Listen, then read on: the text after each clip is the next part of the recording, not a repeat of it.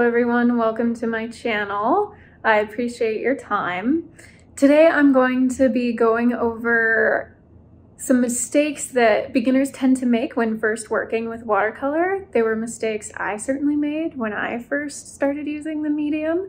In fact, when I first started using watercolor, I couldn't stand it. I just wasn't able to grasp it until many years later when I picked it up again and somehow it just clicked. So I'm hoping to maybe give you some tips if you're first starting out with watercolor, or even if you've been using watercolor for some time, and certain things about it just elude you. Hopefully these will help guide you and maybe help you pass some of those initial frustrations, because we all have to start somewhere. We all are beginners at one point, but eventually, hopefully if you keep trying it, watercolor might become the medium you love the most, like it became for me. It's my all-time favorite medium. So if you do wind up enjoying this video, please go ahead and click that like button, and I'd love it if you subscribed as well. Would really appreciate that. Let's go ahead and jump right in. So the first one is not doing an under sketch at all. When you're trying to paint realistically, it's really helpful to have a very light under sketch versus just plunging in and not knowing exactly where you're going to go. Even if you have a reference image, you're not going to get your proportions exactly right, most likely. And it can just end up a little funky and not looking as realistic as you would like. So that's kind of what happened here with not having any underdrawing. And the second issue is the exact opposite, doing an undersketch that is too dark. So I'm using an HB pencil there, which is a mid-grade. Sometimes I've even seen beginners using very dark pencils, very soft, like a 2B or a 4B pencil, which the graphite's very soft, so then you don't have to press very hard and it's still very dark. So this is a middle of the road type of pencil, but you can see it's very visible.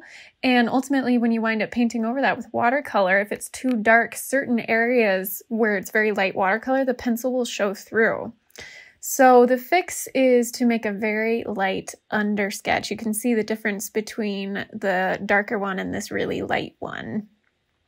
So that's what you're aiming for, is to have it just be really light, so that ultimately when you paint over it, you're not going to see any of those pencil lines shining through. And the third one is not pre-mixing your colors and instead just using straight from the palette what already exists. So here you can see I am filling in just straight from a color that's in the paint palette. And it's not going to be nearly as realistic to the person's actual skin tone in the photo. So what you really want is to mix your colors before painting, especially with skin tones. They are pretty complex, and so you want to try and mix them up and maybe even test them on a little piece of scratch paper to make sure that they are more in what you need. Number 4 is using too much water. It's very easy to do with watercolor.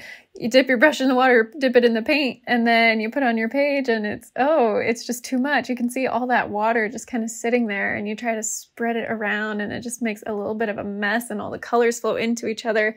You don't get those nice sharp delineations between and very contrasting colors. So you want to make sure that you try and avoid that. And here again, you see there's just so much water happening. It's kind of blurting all over the place. You just don't have as much control.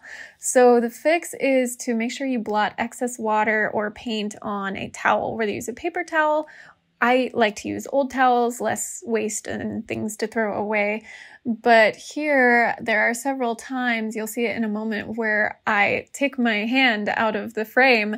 That's when I'm rinsing and blotting my brush, or sometimes even just blotting it. If there's too much water in there, you just can't get the type of fine detail if you have too much water or even too much paint on there. So you have to find that happy medium. Really make sure you're blotting any excess water off on a towel quite frequently. Number 5 mistake is painting dark details first. It can be so tempting to just lay in those super dark areas. They're sometimes the most exciting. They have more details and you just want to lay it in. But then, like with these eyelashes here, then you have to go and paint the skin color in, and you sort of make a blurry, smudgy mess of all the dark details you just filled in. So it kind of works against yourself if you do it that way. So what you want to do instead is fill in all the light areas first, build them up in layers, and then once you have them at the level they're supposed to be at, those lighter areas, then you go over with the dark details.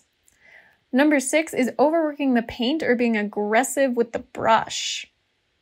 So here I'm just kind of really getting in there, and there's way too much water, and if you go too much, you can even start ruining the surface of the paper.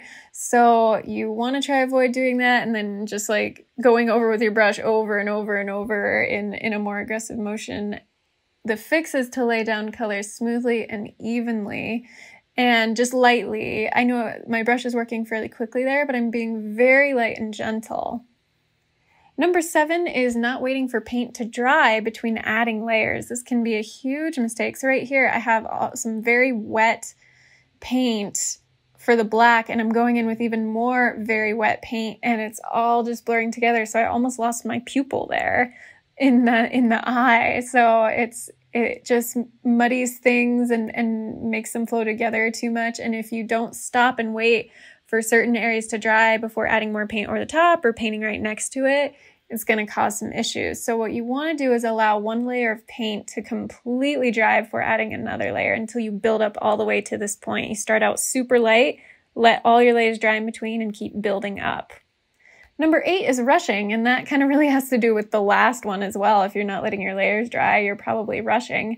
So see how fast I'm just whipping out, trying to get that eyebrow done on this one, and just not really being super careful with how I lay in the brow lines so they're not very thin and fine. And with this, it's much different. The fix is slow down, take breaks, work in sections. So if you only can work for a half hour, then you have to step away. That's fine. Come back to it, work for another half hour, 20 minutes, and then just keep going. See how much slower I'm going as well with this, like really filling in those details. The total time that brow took was much longer. Number 9 is not creating enough contrast between light and dark. So here you can see it's just everything looks kind of like a middle tone, just this sort of muddy-ish, not very dark, not very light. Whereas this one has much more light and dark. So you want to really build up shadows and maintain highlights, get full spectrum of light and dark. Finally, number 10, the last one, is not being willing to use other mediums to enhance the watercolor.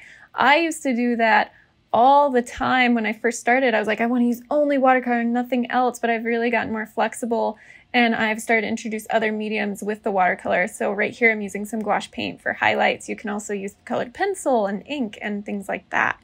So here you see the final result, beginner versus experienced.